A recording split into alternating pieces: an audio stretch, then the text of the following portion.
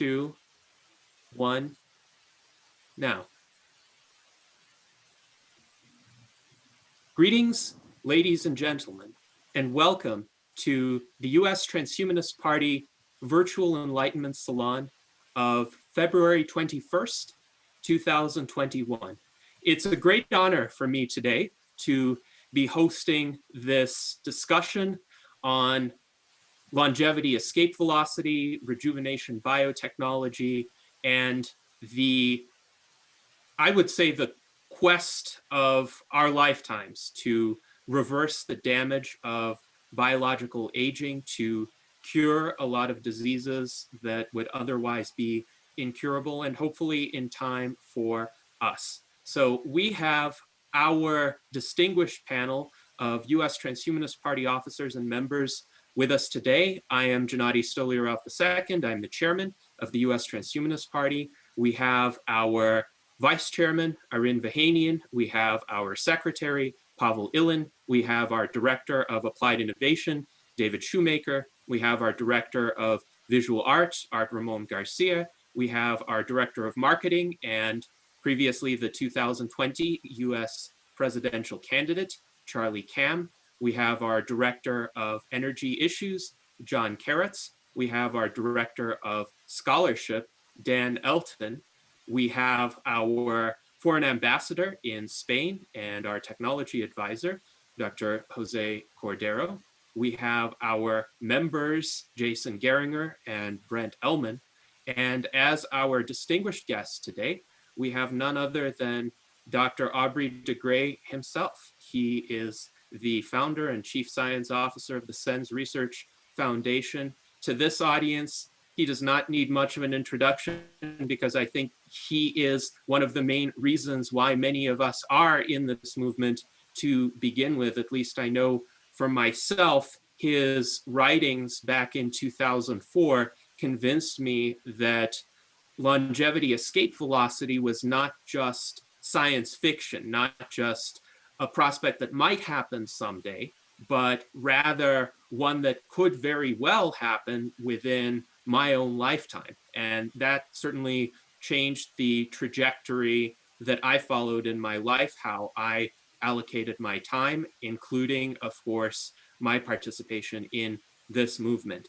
And we've had a lot of great conversations with Aubrey de Grey in the past at various life extension-oriented events. And the Transhumanist Party hosted one of its first discussion panels, the discussion panel on life extension, now more than 4 years ago on February 18th, 2017. How quickly time passes. But Aubrey, I think it's quite an opportune occasion now to revisit some of the thoughts that were shared now more than 4 years ago, and to ask you, compared to early 2017, how do you see the prospects of achieving longevity escape velocity? Has your estimate of the remaining time frame become more optimistic or more pessimistic? And what developments contributed to this?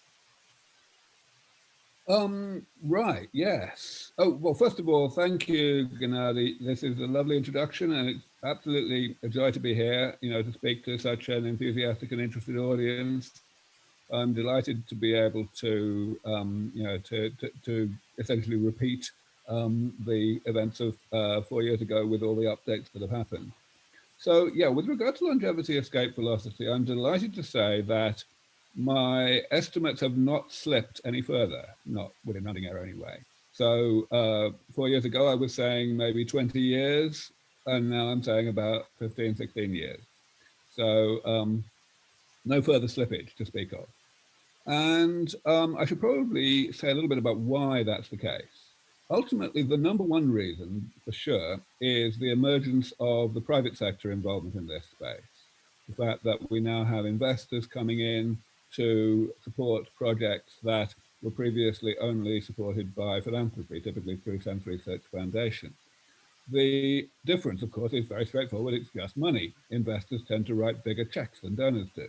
And the main reason, in fact, I would go so far as to say pretty much the entire reason why the time frame to reaching longevity escape velocity did slip by maybe 3 or 4 or 5 years during the previous 10 years, starting when I first started making such predictions in about 04, 05. The reason was money, that I had been over optimistic about how rapidly money would come in, and the financial resources available were rate limiting for the progress of the various early stage pioneering technologies that we needed to develop. The main reason I was over optimistic, I have to say, looking back, is that when Peter Thiel came in as our very first serious donor in terms of actual dollar amount at a level of $1 million per year starting in 2006, I felt, all the other billionaires are going to be lining up, because basically, Peter was not just a very colorful character, he was very much riding high reputationally back then. His hedge fund had, I think, been the best performing hedge fund in the world for 2 years in succession. So, it was a great shock and surprise to me that actually this didn't happen. And at the end of the day, if we look back and ask whether there's any other reason why things went more slowly than I expected, in other words, if we ask, what would I have expected the rate of progress to be given the amount of money that we actually had, the answer is it's pretty much the rate that did actually occur. So the emergence of the private sector involvement of the actual industry over the past 4 or 5 years has made all the difference. I do want to end the answer, though, by emphasizing one big important thing, which is that this increase in funding is very unevenly distributed. It is coming in great swathes into the lower hanging fruits within the rejuvenation technology portfolio. So, of course, stem cells, but also killing senescent cells. But other things are still very much catching up. And indeed, there are certain areas of rejuvenation that need to be done, of damage repair, that are still pretty much entirely within the philanthropic sector still, which means, of course, they're just as short of money as ever. In fact, if anything, they're even more short of money, because the people who tended to be our major donors years ago are people who have the mindset of investors when they can have, and therefore they are being tempted to invest rather than donate.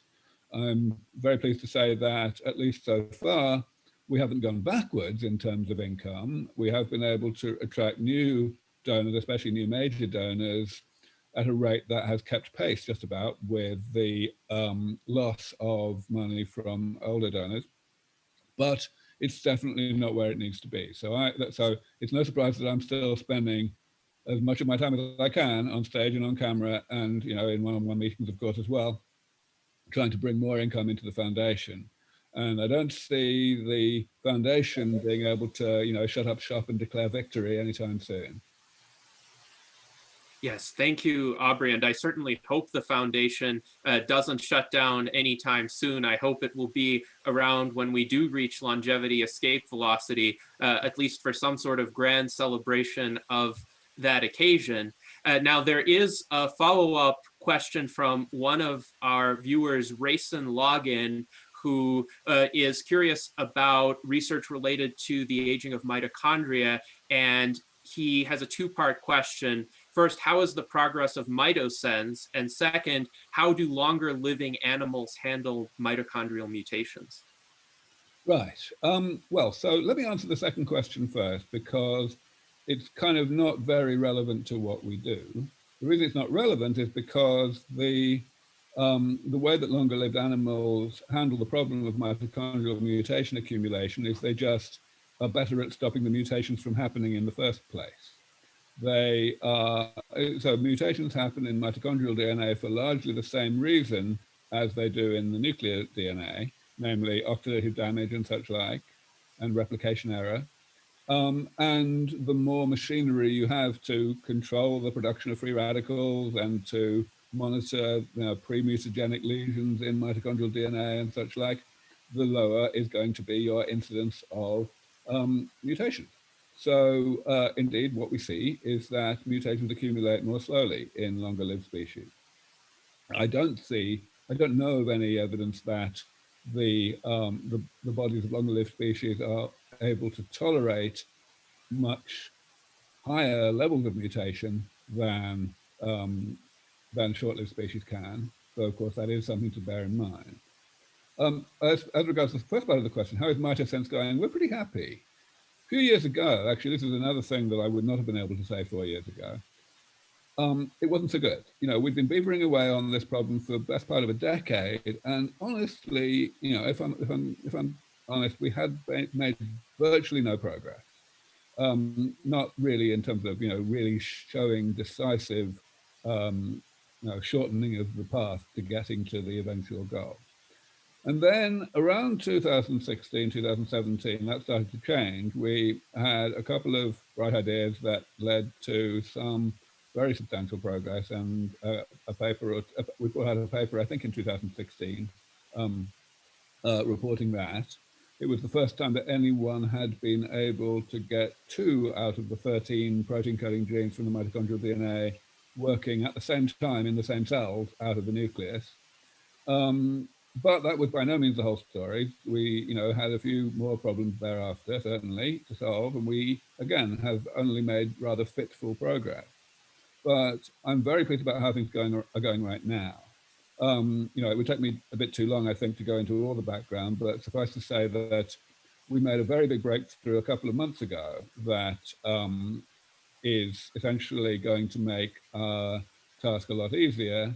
Essentially, what we have been able to do is ensure that the proteins, when they are expressed from the nucleus, are not broken down too quickly before they get imported into the mitochondria, which is something that we had really had to struggle with for quite a few years.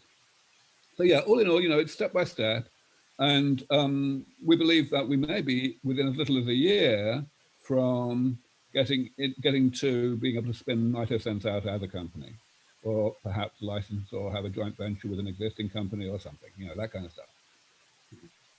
Well, thank you for that answer, Aubrey. And along the lines of recent progress and prospects for future progress, Andrew Burrows asks, what is your latest estimation for when robust mouse rejuvenation is achieved? Prior estimates have put it quite close in the future. Is there anything on the horizon which might now indicate that we are near? And I'll supplement this question by saying it has rather puzzled me that so many experiments on the effects of certain treatment on mice had been cut off at a certain period in time before the mice became extremely biologically old, and the mice were just euthanized, which kind of seems to me to defeat the purpose of evaluating the effects of a treatment on mouse longevity. Do you see that tendency reversing at any time in the future? Well, first of all, let me answer the last part of the question first again.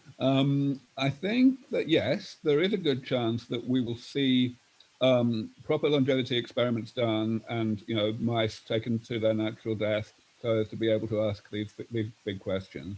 The main reason I see that happening is, again, because of money. Because the main reason it has not happened is because of money. Essentially, people have to get papers out and they have to get their next grant application funded, and they end up deciding that the data that they will get is more, publishable in high-profile journals, just if it's just like biochemistry or health data rather than lifespan. So they decide that it's not worth the bang for the buck to do a proper longevity test. And that could easily change as more money comes into the field. In fact, for all I know, it's already changing somewhat because, of course, one of the big players in this field right now is Calico, which is very well funded, but which, of course, doesn't say very much about what it does. So, that may already be changing behind our back, so to speak. In terms of the time frame to get to robust mouse rejuvenation, as opposed to what you've already asked about, robust human rejuvenation, which is essentially synonymous with longevity escape velocity, it's getting good. I would say we could be within between 3 and 5 years now of getting there. Essentially, we are just beginning the final stage of that process, which is to combine therapies that already work, that already work individually in terms of damage repair. So right now, we've got an experiment that's just been started at SENS Research Foundation, combining mesenchymal stem cell treatment with senolytics. See what happens. And of course, we'll be testing a lot of things, including lifespan. That's just the first combination treatment.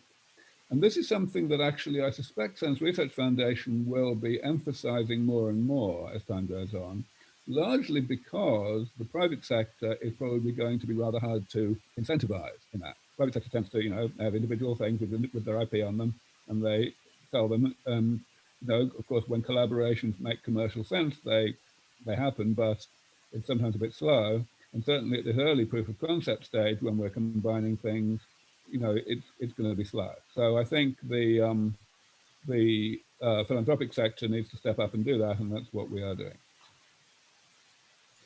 Thank you, Aubrey. And since you mentioned Calico, one of our viewers, For Sure, has a question regarding your thoughts on Calico. And since you've spoken on Calico more generally in the past, I will frame this as a question about your most up-to-date thoughts on Calico. What are they doing right now that you know of and that the general public might not, because they have been fairly low profile in spite of having received massive funding? Yeah. So, okay. So let me just briefly reprise my usual answer about Calico, because it hasn't changed very much. The answer is, I don't have any problem at all, really, with the fact that they don't talk to the rest of the world about what they're doing. I mean, I do have a problem with it in the sense that if we knew what they were doing, we'd be able to collaborate better with them and complement what they were doing. But on the other hand, I can't exactly blame them, because they're a company, which means that they're supposed to make money in the long run. But on the other hand, they are fully funded, so they don't need to raise money. And therefore, they don't need to talk about what they're doing in order to persuade people to give them money. So I can't really blame them for that. The thing I can blame them for is how they have structured themselves internally, which to be, in summary, consists of a valley of death. What they've got is the research side of things, as in basic research, discovery side of things, where they've got this large number of very well-paid, very good scientists working on understanding aging better. And then at the other end of the spectrum, they've got Genentech Mark II, run by, of course, the world's most successful biotech CEO, Art Levinson, and a good team that he brought in from Genentech. And they're ready to turn proof of concept into product and revenue and stuff. But there's nothing between the two. There's basically no way to get from concept to proof of concept. They don't even have anybody, as far as I know, who's called Chief Technology Officer or something like that. And so, as far as I can tell, with the exception of a few things they've done already and will, I doubtless continue to do in terms of in-licensing stuff that they just then take forward at the end of the pathway, it'll be just complete accident if they ever do actually make any meaningful contribution to the defeat of aging, which is extremely sad because, of course, it's a very large amount of money. And with a bit of luck, quite soon there will be other comparably large amounts of money coming in from other sources that won't make the same mistakes. But I'll believe that when I see it. Yes, thank you, Aubrey. And I agree, it is a bit sad that we're not seeing more progress from an entity that is so well-funded. Now we will go to our panel. Jose Cordero has a question for you. Jose, please proceed. Aubrey, it is great to see you always, all the time. And let me give you some good news. My book that has your prologue, The Death of Death, it's coming out on its 5th language and soon on its 6th language: Spanish, Portuguese, French, Russian, Chinese, and now Turkish, which is very interesting because this will be the first book about immortality or amortality in a Muslim country in Turkey. So I wanted to give you the good news because this just happened this week. Anyway, I do have two quick questions. One is that our common friend, Ray Kurzweil, talks about reaching longevity escape velocity in 9 years. He says between 2029 and 2030. And in fact, it could be earlier because he's already, in his own case, reprogramming his own biology, as he describes it. So what is your take on that? 2029, 2030 for longevity escape velocity. And question two, when you wrote your fantastic book, congratulations, because it has changed everything, really. And most of us have read it and helped to promote in other languages, like me, also in Spanish. But when you wrote that book, there was no cellular reprogramming, the Yamanaka factors. That was unknown. There were no Yamanaka factors until about the time when you just came out with the book. And many people are considering that the Yamanaka factors, actually, it's a way to become young, because you can take an old cell, old tissue, old organ, and make it young again. So forget about damage. You can do this with a cell which is very, very old and change the Yamanaka factors and make it young again, regardless of any damage. So some people are beginning to say that your damage theory of aging is wrong, or at least is incomplete. So what is your take on that too? Those are my two questions. Thank you. I've already forgotten the first question. I'm no good at this kind of thing. The first question is about longevity escape velocity 2029, 2030 by Ray Kurzweil. Okay. All right. So yeah, okay, so deal with the first question first. So yes, Ray and I have always been a little bit apart in terms of this. Ray always been slightly more optimistic than me in terms of time frame, but we've definitely been within each other's margin of error, so to speak. And I think that's still true. Now, of course, it's dangerous. One thing I do want to say is it's dangerous to extrapolate from people with Ray's kind of health. Ray has, for example, probably done a great deal to his own health by his supplement regime, which everyone knows about. But we have to remember that Ray started out from a very unfortunate baseline. He has a lot of cardiovascular disease in his family. He came down with type 2 diabetes in his 30s, which is something that, you know, it's not unheard of, but it's rare. So people like that who have certain types of damage accumulating exceptionally rapidly, yes, it is reasonable that we can significantly normalize such people's rate of aging by much simpler methods than what would be needed for other people. But when we translate that into the concept of longevity escape velocity, we've got a problem, because what it means is that even if we do end up helping someone to be genuinely biologically younger than they were before, and we do it to somebody who was biologically older than their chronological age when we started, then there's no guarantee that we'll be able to carry on doing so. We only, in order to get to longevity escape velocity for the average population, we must do a lot more, and therefore it would be dangerous to be misled by the impact on the unlucky people like Ray. With regard to damage and the question of whether it is compatible with the idea of in vivo cellular reprogramming, I probably need to give a fairly detailed answer. So actually, yes, the Yamanaka's original paper was published in 2006. My book came out in 2007, and as you say, we didn't talk about it. It wasn't really, you know, we didn't really know what to say at that point. But by the time the paperback edition of my book came out in 2008, we knew all about it. And actually, there's a whole new chapter in the paperback edition, the afterword, which discusses a number of advances that happened during 2006 and 2007.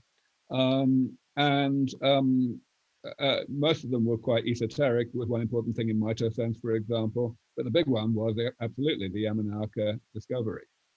So we knew it was going to be big. But when we look now at the concept that's so popular today of in vivo cellular reprogramming, we have to be much more cautious than most people are being.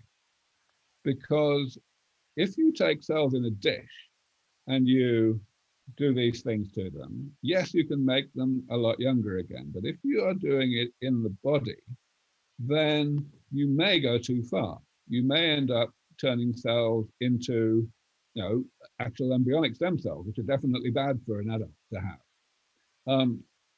And of course, the work that's been done, especially led by Belmonte's group at the Salk Institute, but also done by a number of other people, David Sinclair, and so on. That work has attempted to get around this problem by carefully titrating the level of expression and the schedule of expression of these genes. And in mice, it's basically working. We're seeing benefits and we're not seeing bad problems. But I don't think that that is persuasive in terms of what we can expect to see in humans. Because the thing about the risk of cancer is that it's a risk that we won't be able to see for a long time. You will be manipulating cells that are not cancerous yet. They're just merely cancerous, and maybe tipping them over the last hurdle to become properly cancerous. But then you won't know about it in terms of actual clinically detectable cancer for quite a few years, right? And in mice, you wouldn't know about it for quite a few months or perhaps longer. So I am very cautious about this.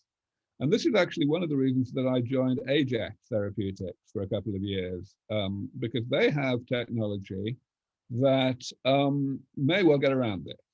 Technology involving the manipulation of different genes, not the Yamanaka factors, which have the capacity to turn back the developmental clock of cells, but not all the way to being like embryonic stem cells. However, probably far enough to achieve the relevant objective, which is to restore regenerative capacity.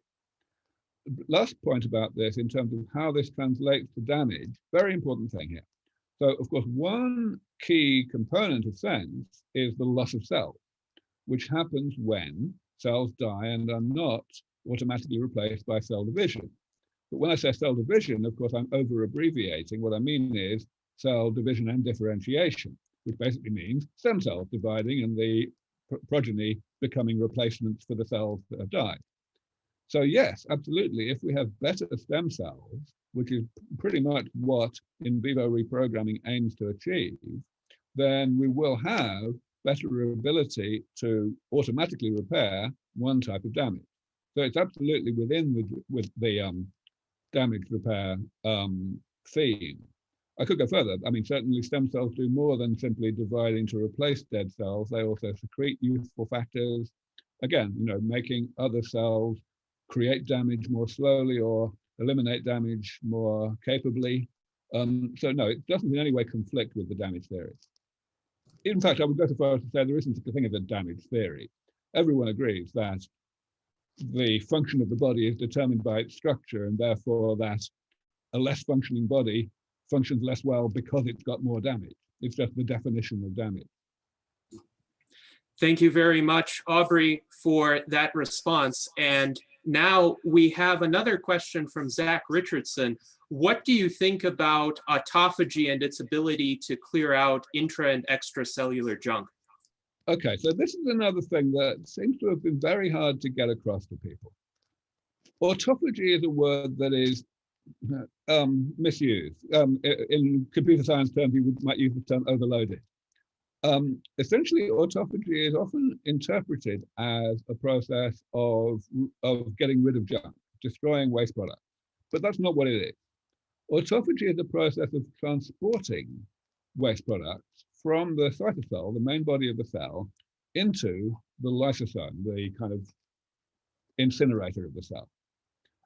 And what happens in the incinerator is what matters.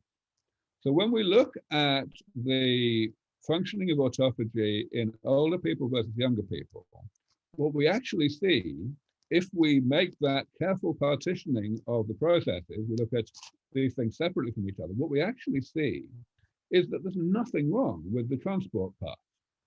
The only thing that happens is that the degradation part that happens inside the lysosome is impaired. It's not happening so well. And that's largely because there is waste product accumulating there that the lysosome was never able to destroy, even when it was useful. and those waste products accumulate and get in the way of stopping the lysosome from doing things that it used to be able to destroy. The other thing that happens then is a traffic jam, that a lysosome that is impaired is less able to fuse with what's called the autophagosome, which is the vehicle that autophagy transports its cargo in, and therefore autophagosomes simply accumulate. The process of formation of autophagosomes is fine, but autophagosomes do not end up being able to deliver their cargo to lysosomes, so that's where the problem is. Thank you, Aubrey. And now we have a question from Edward Hudgens, who would like to bring in thoughts on David Sinclair's 2019 book, Lifespan, Why We Age and Why We Don't Have to. Edward, would you like to pose your question? Actually, I have two questions, but that's the first one is kind of a more narrow question. David Sinclair's book was published in 2019. It's kind of become fairly popular over here. I've read, of course, that book as well as your excellent book, and I'm wondering what your take is. Do you see it complementing your work? Do you see it having a somewhat different approach? And I have my ideas, but I'd rather hear it right from you. That's the first question, and I'll ask the other one. So David and I have been good friends for like 20 years, so I'm allowed to make fun of him. And sometimes I say that, you know, when people ask me when the hell am I going to get around to writing a sequel for my book, I say that, well, you know, David got so bored of this that he ended up doing it himself. But another thing I always point out is that he was 12 years later than me. What took him so long, kind of thing. And of course, the answer to that is that he has the great misfortune that I don't have of having a proper job. In other words, working for an actual, you know, an esteemed institution that would have had a lot to say to him if he had written a book with the title Ending Aging, or even Why We Age and Why We Don't Have to 12 years ago. So yeah, and they've got around to it now, and of course he's not the only one. But yes, the content of the book is interesting because, I mean, you can see this in two ways. On the one hand, yeah, he's, you know, I wouldn't have written the same book. He has decided to place a lot of emphasis on his current way of thinking about aging. He calls it the information theory, essentially a particular way in which genomic damage accumulates, which is a perfectly good theory, but which I think it's a bit premature to be putting quite so much weight on. But on the other hand, I don't really care, because the point about this book really is that it's written for a general audience. I mean, of course, it's semi-technical, same as mine was, but it's written as best we can for people who are not specialists. And for that reason, the specific nuts and bolts of what theory is kind of not the important thing. The important thing is the conclusion that we are making sufficient progress in getting aging fixed that we can start thinking about it, even if we are professors at Harvard. Actually, this leads into my second question is this. Part of my enterprise here, I'm a public policy geek in the United States, is to, in fact, raise consciousness among influencers, policymakers, and the like about the fact that aging is a disease that can be cured, and with everything that implies, so that my mother, who has Alzheimer's, well, future people will not necessarily have to suffer from Alzheimer's, and so on and so forth. And I'm seeing a growing interest in that, and that's what I'm going to be trying to do here in Washington, D.C.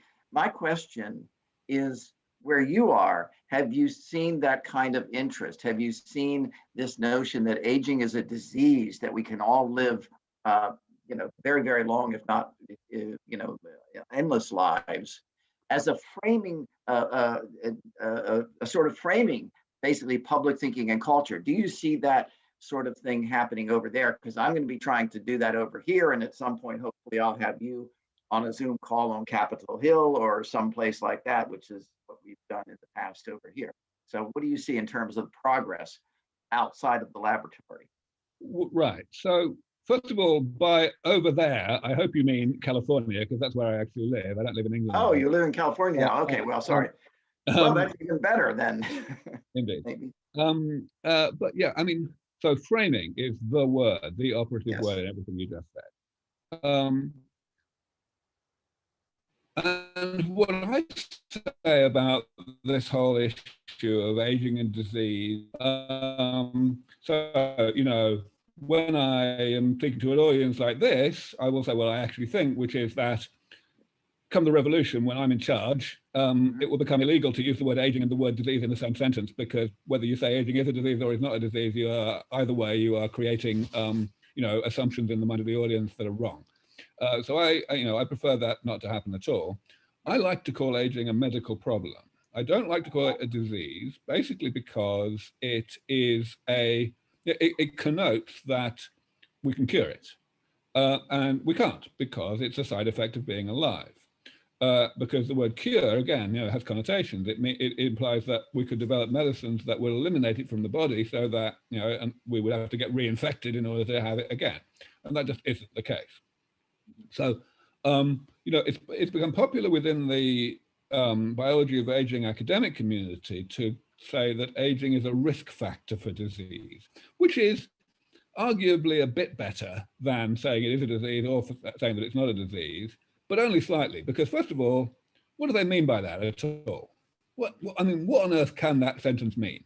First of all, you know, risk factors, the way that that's defined mathematically and so on statistically is you've got some quantity which is correlated with some other quantity, right? So that's fine, but aging is not a quantity, it's a process.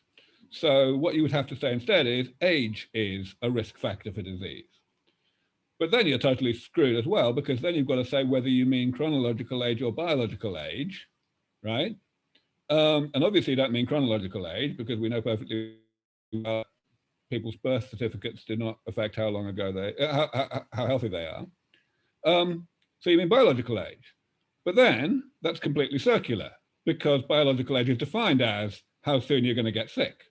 So in other words, basically, you know, all that this is saying is that being nearly sick is a risk factor for being actually sick. Well, you know, no shit, Sherlock, really. So I'm not really into this either, but it is marginally better than saying aging is a disease or aging is not a disease. However, of course, you know, you don't want to get into all this shit when you have to talk, when you've got 3 seconds with a congressman. So yeah, say aging is a medical problem.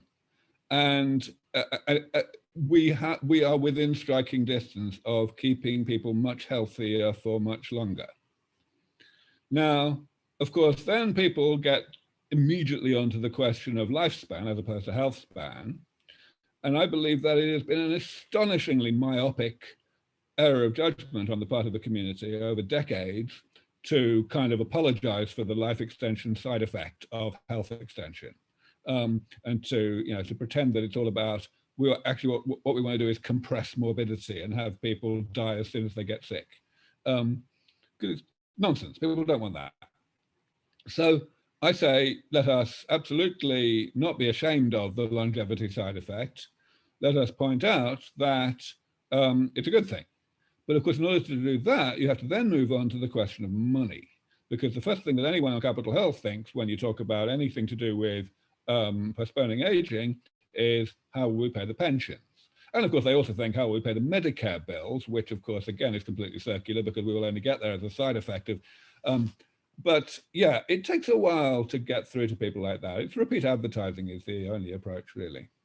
By the way, because one of the things I've worked on for quite a few years is Food and Drug Administration reform, because we have a 1962 system that just in many ways just doesn't line up with the technology and so forth. I've been very involved in that, and I see that there with the virus, there is an interest in doing good stuff and really fundamentally reforming the system.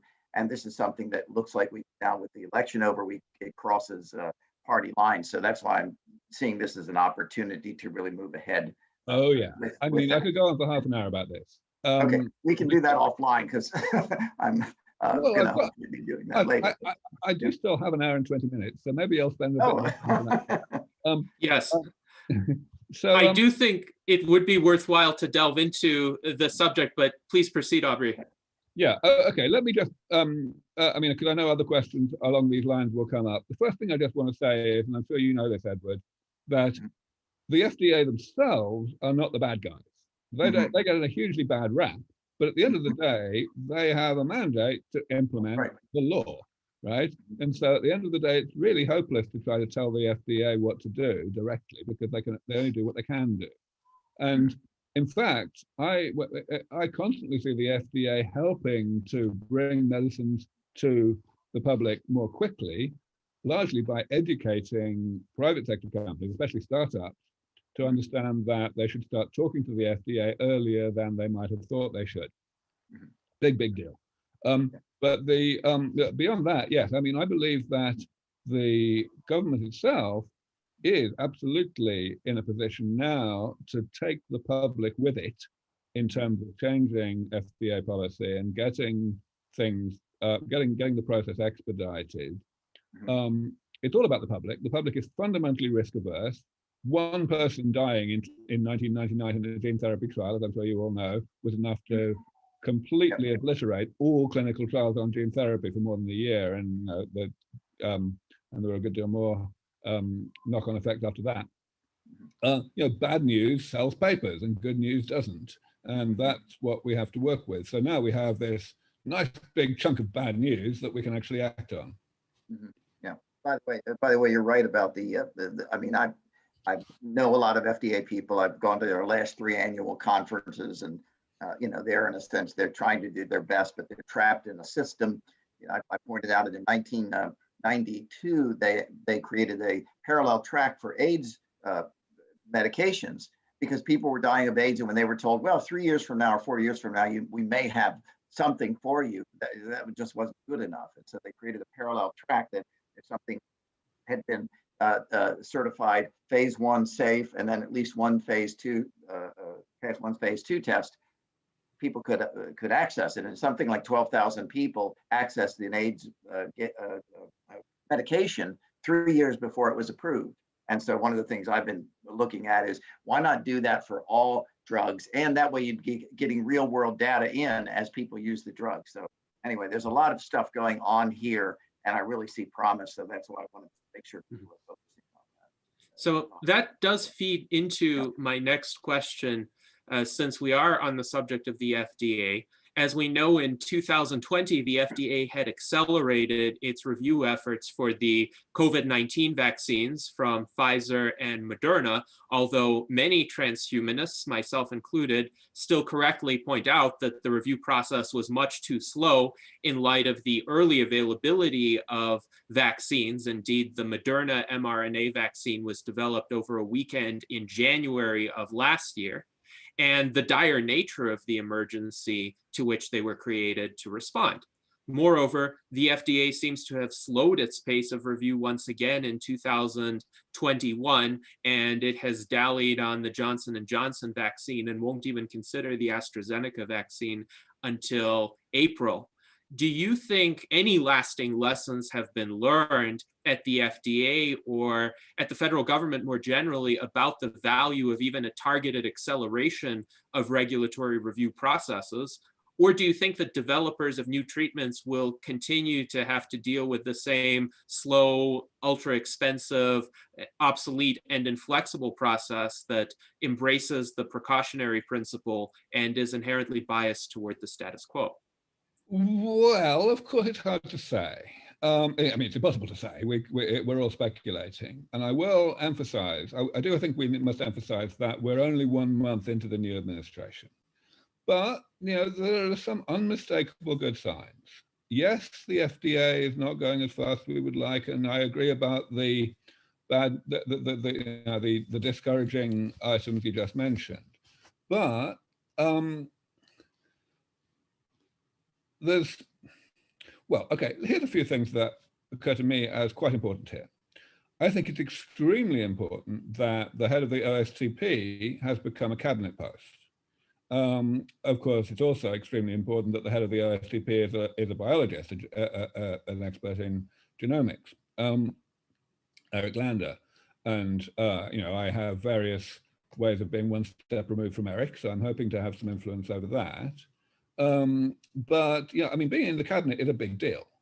The second thing I want to emphasize here is that we have this kind of transition that's going to occur, and I believe it's probably just starting to occur now, but it will be occurring over a relatively brief period, maybe a couple of months, during which the main attention of the real people that matter, I mean, the president and so on, will shift from the current pandemic and getting it down as fast as it can to the next pandemic and, other such things. And that is really where changes to FDA policy and indeed a whole bunch of other policies are going to hit home. Ways to get the development of a vaccine from discovery of the infection all the way through to approval down by another factor of maybe 3 or 4. It might not be good enough for transhumanists, but it'll be a hell of a lot better than a year.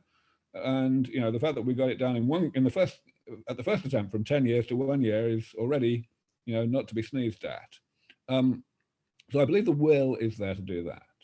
Of course, my main interest is to capitalize on the fact that COVID has been so extremely a disease of the elderly, even much more so than your average infection is, because that absolutely shows us some important things. First of all, a political one, namely that the acquiescence of the public, of the younger generation, to lockdowns and social distancing and everything indicates that the younger generation actually care about the elderly, because the younger generation themselves are at negligible risk, most of them. And that's important because, as we all know, the elderly don't complain enough. And therefore, it's tempting for politicians to believe that there are no votes in trying to spend taxpayers' money helping the elderly.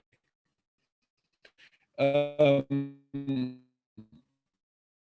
direct thing is at the scientific side of really good science and showing that we're beginning to learn how to rejuvenate the immune systems of the elderly a lot.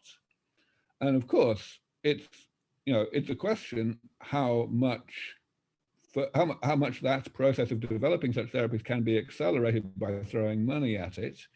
But we can certainly say that a process that's already got to the point of having very promising results from early stage clinical trials it's impossible to characterize that as science fiction and therefore a waste of money. So I believe that we have a very good chance now of bending the ears of people at the top level of decision-making in government, both in the US and elsewhere, towards the idea of really, pumping proper money into rejuvenation. Of course, immune rejuvenation is the obvious thing, so it's then going to be an additional, additional argument that we have to sell to say that, no system is an island. In other words, in order to get proper rejuvenation of the immune system, we have to do rejuvenation of the whole body. But hey, even if we get real serious money thrown at rejuvenating the immune system, that will be a very big step forward. Yes, thank you, Aubrey. And now we have a question on the subject of the FDA from Danelton, our Director of Scholarship, who has organized some demonstrations outside of the FDA headquarters to urge a more rapid approval of COVID-19 vaccines. So Dan, please proceed. So my friend or recent acquaintance, Tim Liptrot, who lives here, he has started this Unclog the FDA movement. And we're trying to raise awareness about the delays in approving the vaccines. The thing that we're focusing on is the delay in the AstraZeneca vaccine, because that is sort of the clearest instance of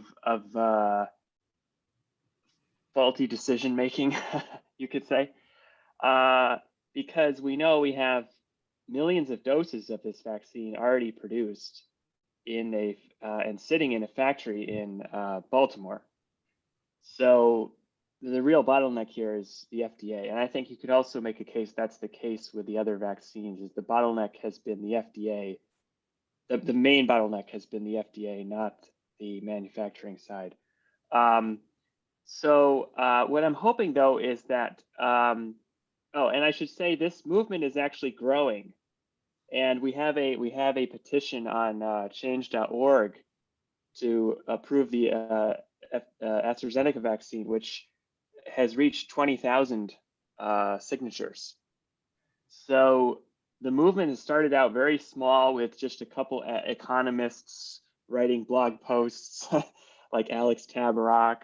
And I see it actually growing very large. People are fed up with not being able to get vaccines, having to wait hours and hours in line just for a chance to get a vaccine.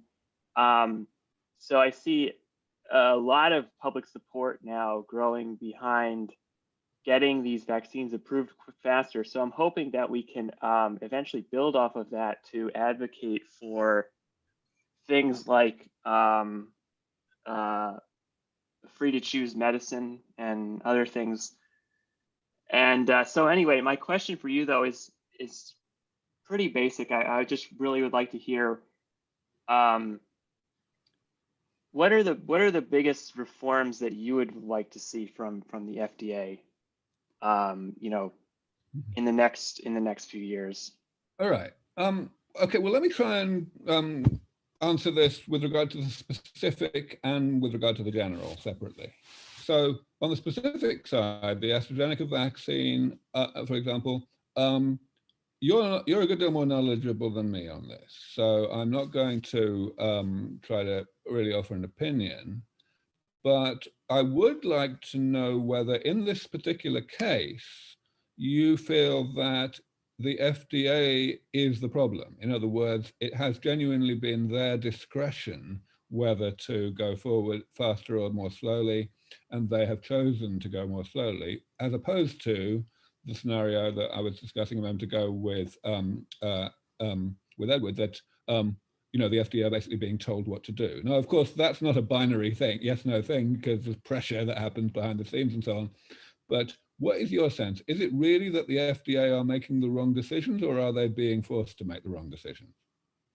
Well, in the case of the AstraZeneca vaccine, I think it was definitely the wrong decision. And it's a really interesting case because there was political pressure from Nancy Pelosi not to approve it after the UK approved it. Nancy Pelosi said in a statement that the FDA should, have a higher standards than the UK and should, do more, request more data. So there was sort of political pressure, and I agree. Going back, I agree with what you said, that I don't think there's specific people that are really at fault here. I think that it's more the whole entire system is not incentivized to really do a good cost benefit analysis. Right. Okay. So here's what I'm saying about this. Of course, you could argue that there's some nationalism here, that the AstraZeneca vaccine was developed in the UK, and maybe the UK promoted it faster because of that, and maybe the US promoted it slower because of that. But on top of that, you've got to take into account that the FDA are under this pressure, and therefore, they have to judge what to do so as to be able to, so as to be allowed to make the right decisions in the future by not pissing senior politicians off too much. And it's an unenviable trade-off that they have to make in that regard. So really the deeper problem is, why do elected representatives feel this way? And of course they feel this way because they take soundings. They feel that they know where the mood of the public is in terms of the cost-benefit ratio, which is a very tricky thing. And there's a reason why I'm not a politician, right? But what it does say is that the best way, now moving to the general question of FDA reform, the best way to get stuff to happen that really matters across the board, not just for COVID vaccines, is to educate the public. The proper way to do approval is a matter of opinion, but for sure, there are very smart, intelligent, and knowledgeable people that have for many years, as I'm sure many of you know here, not just you and Edward, working on ways to improve the system. I think the first time I read the term adaptive licensing must have been at least 15 years ago. you know, the idea of essentially approving things earlier and compensating for the safety stroke efficacy shortfall by doing more comprehensive analysis of people who received the therapy after approval had occurred. And of course, there are many variations on that theme, but, you know, quite influential people were saying that a long time ago. I think Andy Grove from Intel was one of the big pioneers of it. You don't really even hear the term very much anymore, but that's kind of okay because the concept is definitely embedded in the conversation. The question is, you know, when the rubber hits the road, what does it really mean? What should we change? And of course, governments have an easier time changing things when the logic is accepted at a bipartisan level, but they also have a much easier time doing things when the public don't actually even notice, you know, when it's all small print kind of discretionary backdoor changes that have meaningful effects without actually being noticed. Yes, indeed. And Yeah. I think this feeds into Thank you. the next question that I wanted to pose, which is a more general question with regard to recent political developments. So as we all know, we have a new administration in the United States, and you pointed out there have been some efforts within the Biden administration to elevate scientists to more prominent roles. How do you see this transition playing out more generally with regard to implications for the ease or difficulty of rejuvenation biotechnology research? Are there areas where the Biden administration is likely to be friendlier? And are there areas where it's likely to be more reluctant to embrace certain advances than, say, the Trump administration would have been? Yeah, it's extremely hard to tell. I mean, I think, again, you know, I am speaking from the position of someone who, first of all, I come from that far off place called the rest of the world where we think that all the politicians in the US are mad. But also, I am definitely not a politician by temperament at the best of times. So I'm really, you know, please don't take anything I say seriously here. But at the same time, if I look at what happens, what decisions are made, I see that a lot of it revolves around who has influence rather than actually, you know, holding particular offices. And if we look at the longevity community and the rejuvenation community generally, we see that there are people with significant influence in both the Republican Party and the Democratic Party. During the past year, 2020, there was a rather quixotic attempt by our current CEO, Jim O'Neill, to leverage his connections within the Republican Party, which were not significant connections. He actually worked at a reasonably high level at the DHHS in the Bush administration, so he has friends. That didn't lead to anything, but it might have done, you know, especially if it had started 3 years earlier, you know. And now I am working quite hard with some really quite influential people who've, you know, given a bunch of money to the Biden campaign, for example, people who have enormous networks within the Democratic Party. So, you know, again, you know, definitely now is a good time to be leveraging that network, and I am spending quite a bit of my time on it.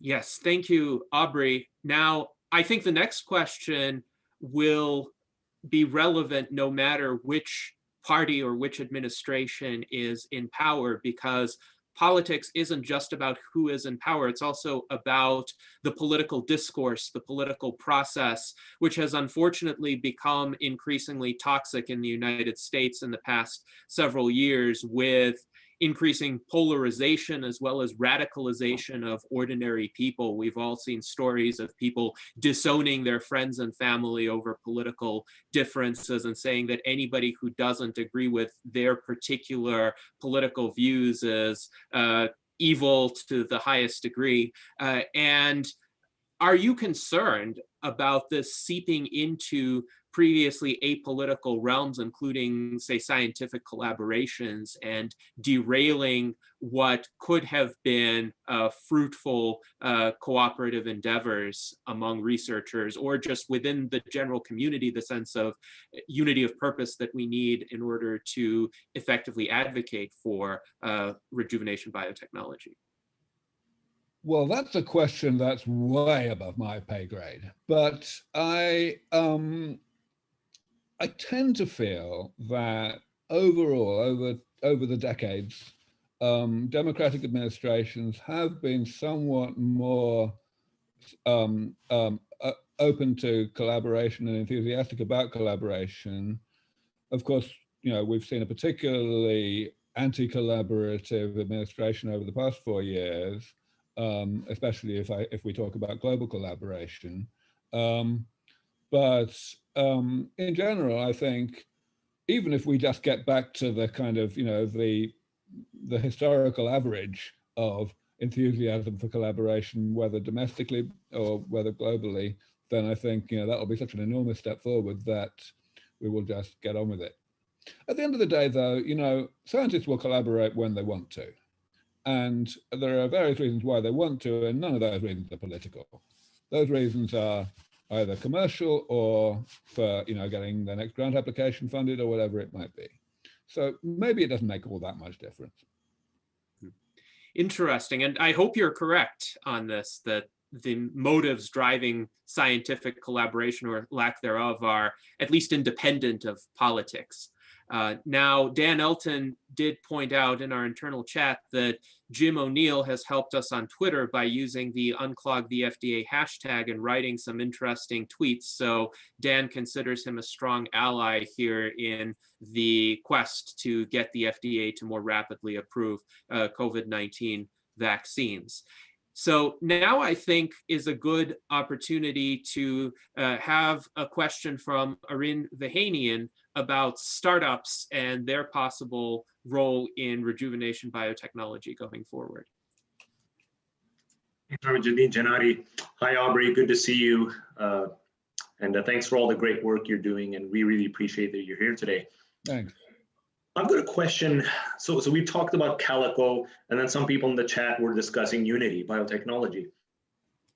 How about for entrepreneurs or starting a startup where maybe they haven't got the vast funds that Calico has access to, right? Maybe they've got a Series A funding, or maybe not. What would you recommend to a biotech entrepreneur now who wishes to tackle this very daunting problem of aging? What aspects of aging might you recommend them to tackle first? Which of the 7 deadly SENS? So in other words, if you could advise a biotech entrepreneur now who's passionate about working on aging, where would you advise him or her to look first? Right, so I definitely do not need to answer that question hypothetically, because I do exactly that every day these days. And it's extremely heartening that I'm able to, because the reason I'm able to, of course, is because there are so many of them and there are so many investors. The whole thing began really, out of the blue. I'm going to say it was 2014, maybe, I think it was 2014, that we had one of our donors, a wealthy guy from Arizona, who had been giving us money for maybe 4 years. And he actually used to take time out of his very busy life, maybe twice a year, to spend an entire day in our lab actually getting updates on everything we did and understanding it as best he could. He wasn't a biologist. And one day he turned around to us and he said, listen, I'd like to take this particular project, a project that we happen to be funding out of Rice University in Texas, and I'd like to take it private. I'd like to, make a startup company and take your people and give you 10% of the company and run with it. And we were just totally blindsided. We said, okay. And that particular company did not succeed. He didn't have the first idea how to run a biotech company, and it failed. But that was fine, because that one event completely changed our mindset at SENS. And thereafter, quite quickly, other potential investors or actual investors started coming out of the woodwork, and our whole business model at SENS, even though we're a charity, more or less overnight became one of working on projects for as long as it takes and then spinning them out as startup companies as soon as investors start to get interested. And of course now, it's exponentially exploding. It's been 2 years now since I simply gave up trying to update the slide in my standard talk that lists the companies in this space that are doing sense-aligned work. We ourselves have spun out half a dozen companies from the foundation itself. So yeah, I mean, it's dizzying. So basically, anyone who wants to get into this, I just encourage the simplest thing to do is write to me, because essentially what I do is I'm the matchmaker. I'm the one. I'm the top Google hit, so I'm the one with the biggest network, and I know all of these investors well, because of course investors write to me all the time as well, and they say, "Oh, where do I start?" And so I get a sense of, who wants to write what size of check, and whether they have particular interest in some particular type of pathology of aging, and whether they want to do their own due diligence or co-invest. All these metrics, all these dimensions along which investors differ. And of course, it's the same with founders and with technologies. So really, there's no one answer to your question, but that's fine. The more answers, the better. And at this point, it's a real joy to me to be able to be playing this role, making such a difference, even that's not a difference in terms of me orchestrating the science itself. It's just getting better all the time. You mentioned Unity Biotechnology. That's a great company that has been obviously the pioneer in the whole area of senolytics. Had one setback last year of a failed clinical trial. And, that was a setback, but not much of one really. Their share price has already come back most of the way to where it was before that. And that's without any good new announcements. So when they do have good new announcements, the sky's the limit. So, again, even for public companies, there are not very many of those yet. We're still talking about something that's really burgeoning. Yes. Thanks for that. I may take you up on your offer to reach out to you. Sure. Excellent. So one thing I want to say, actually, Gennady, before you go to the next one thing I really ought to add to my answer here. I've mentioned that there is no shortage of investors anymore, and there's also no shortage of founders, but there is a hell of a shortage of people who know how to be a CEO. Because almost all the founders are scientists. They come from academia, and they've got great ideas and great technology, and they may even have sorted out the IP, the tech transfer from their institution, but they don't know fuck all about how to run a company. And the investors see that in 10 seconds. So a lot of things are slowed down by that. So the desperate shortage that we have right now is people who have a bit of a track record and a bit of, talent and how to actually run a company, how to think, unlike me, someone who actually understands money and who is willing to spend a bit of their lives partnering with a scientist or two and, being parachuted into a company to make it 10 times more attractive to investors overnight. yes, thank you, Aubrey. And certainly that shows that this movement requires people of a variety of skill sets. I believe John Carrots has a related question on research funding. So John, please proceed. Yes, I think we touched on some things, but I was kind of thinking of it from the other end. Got lots of research and there's lots of ideas. My question is there a group maybe we should be approaching more to be made aware of things that are out there? Like you talked about researchers not being good necessarily at doing business models, but maybe there is some people that have money that would like to organize themselves and they would reach out the other direction, not the researchers looking for money, but the people with money that need to be aware of it, going the opposite direction, looking for the researchers. I mean, is there a group we should be making aware of? That's basically my idea. Sure. Yeah, John, thank you for that. So absolutely there are. So as I say, investors do come to me directly as well. Investors have just they've read something by Jim Mellon or whatever, and they've seen that longevity is the next big thing, but they don't know where to start, and they know that they don't know. So they come to me for advice about where to invest. And so that's already happening. But there's one big, the investor community is definitely, let's say, nucleating, it's coalescing in a useful way here, because there are so many people who want to form consortia in this regard, syndicate the, the due diligence and so on. And I want to give a particular shout out to the Longevity Investor Network, started by a guy originally from Latin America, lives in New York now, a guy named Javier Norris. This has actually recently become part of another really big, really important organization in our space, Lifespan.io. And yeah, so Longevity Investor Network meets every month. They have a couple of companies present, little pitch decks on a webinar. And they have a community of, I'm going to say, at least 100 investors that are always there. So I constantly direct people to the Longevity Investor Network. Yes, thank you, Aubrey. And now we have two questions from David Shoemaker. The first question is, what can average income Americans do to support those working for longevity escape velocity? And the second question is, realizing this is age dependent, what do you recommend average income Americans do for themselves? And I assume the other part of that question is with regard to recommendations in particular for them to reach longevity escape velocity. Yeah, all right. So I'm really bad at multi-part questions, as I have already demonstrated, but let me try again. So on the last part, the question of what can people do today? Yeah, my answer has not changed. It's always been the same. Number one, I'm a PhD, not an MD, so I don't know. Number two, everyone's different. And therefore, the only generic advice that one can give is pay attention to your body and do what works, because the differences between people dominate so much that no book, no generic strategy, whether it's the Atkins diet or NAD or whatever, nothing is going to work for everybody. The third thing I always point out is that even the things that do work for you, the things that are just right for your personalized state, will only give you a modest benefit. If we're talking about things that exist today.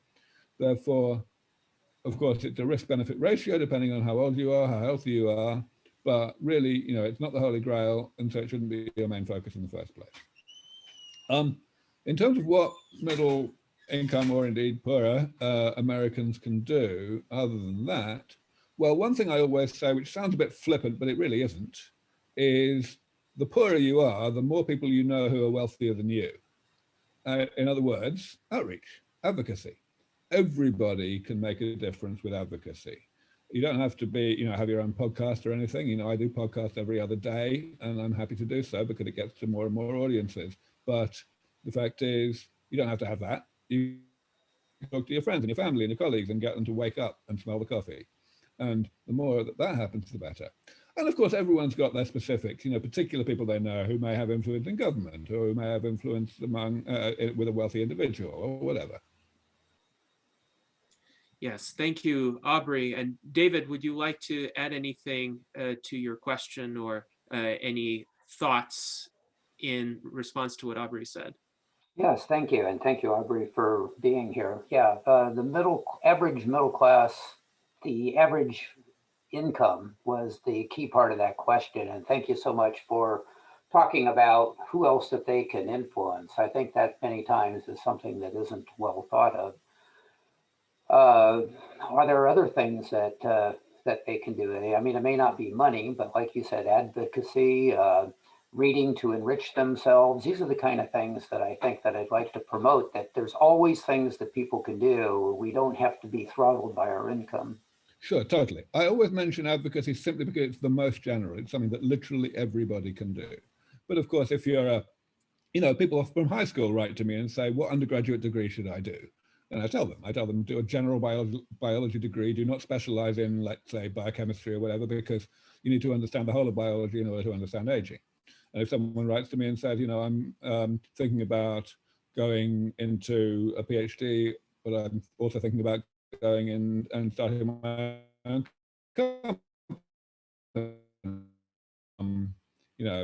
about themselves, so that I can get a feel for which one would probably be make the biggest difference. One thing that I actually always, I find I have to point out a lot, and I think this is very important, often overlooked, is that it's easy to think that the right thing to do is the thing you're good at, the thing you're most good at. And of course, that's a huge part, but it has to be normalized to how many other people are good at it as well.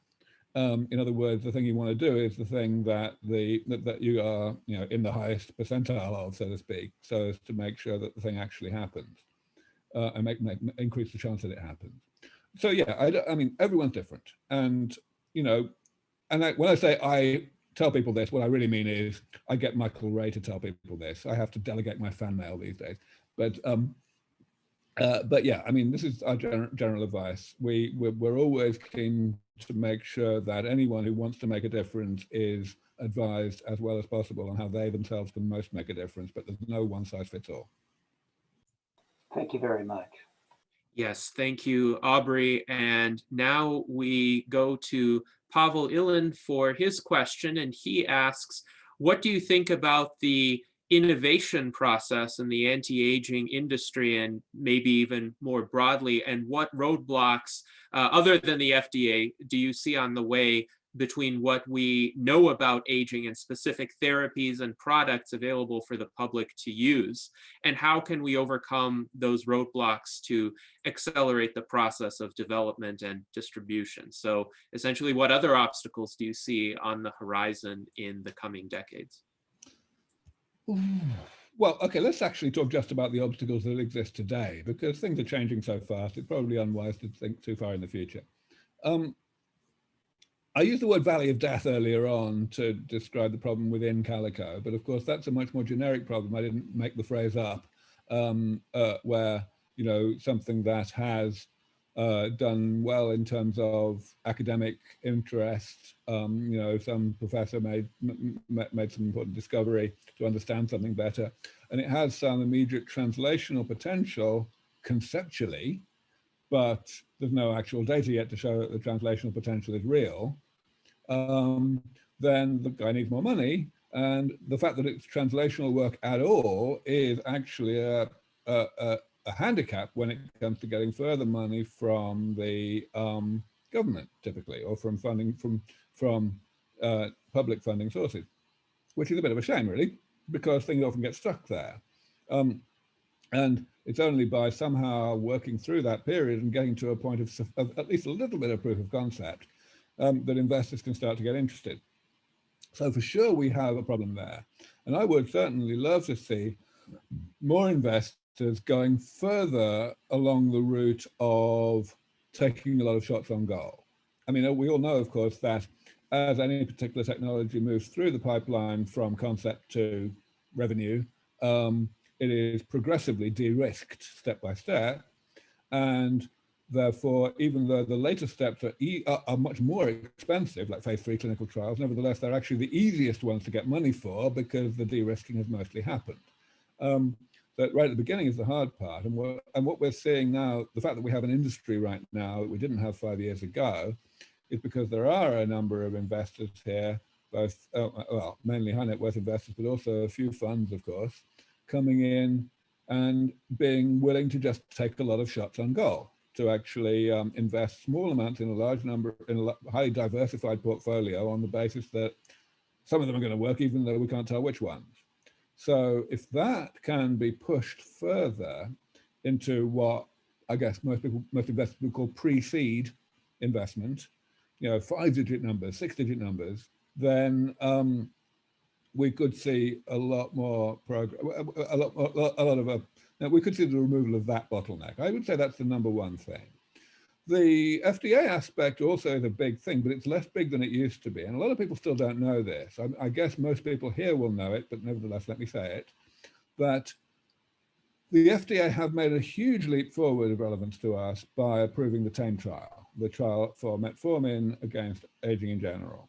What they did was they allowed the definition of the clinical endpoint of the trial to be a highly complex combinatorial thing that, even though it's complex, it is aging in all but name. It encapsulates both the multifaceted nature of aging phenotypes and also the crosstalk between them, which is critical. That's really why it encapsulates the spirit of aging. And that's huge, simply because, and I'm oversimplifying somewhat here, but broadly speaking, if now a company comes along, a big pharma company, and they have some kind of intervention that they believe has broad effects on aging, they can design a clinical trial, and they can just copy and paste the endpoint from the TAME trial into their clinical trial and go to the FDA, and they'll have a good chance of getting it approved fairly smoothly. Now, you know, that is in enormous contrast to how things were a few years ago before the TAME trial was approved, when everyone recognized that there was this enormous chilling effect within big pharma with regard to actually putting investment into the development of anti-aging drugs, namely that they didn't see how they were ever going to make any money out of them because they wouldn't get approved. That's more or less gone away. And as I say, I am oversimplifying, but the hard work has been done. I think this is a good opportunity to ask a question from For Sure, because he or she has a question about some specific individuals whom one would think would be fairly sympathetic toward greater human longevity and health, Elon Musk and Jeff Bezos. So do you know if they've shown any interest in this area yet? And have they donated any money to any researchers that you're aware of? It's a very interesting question. So let me deal with each of them individually. So Jeff, well, most recently, a few years ago, he did invest significantly in Unity Biotechnology.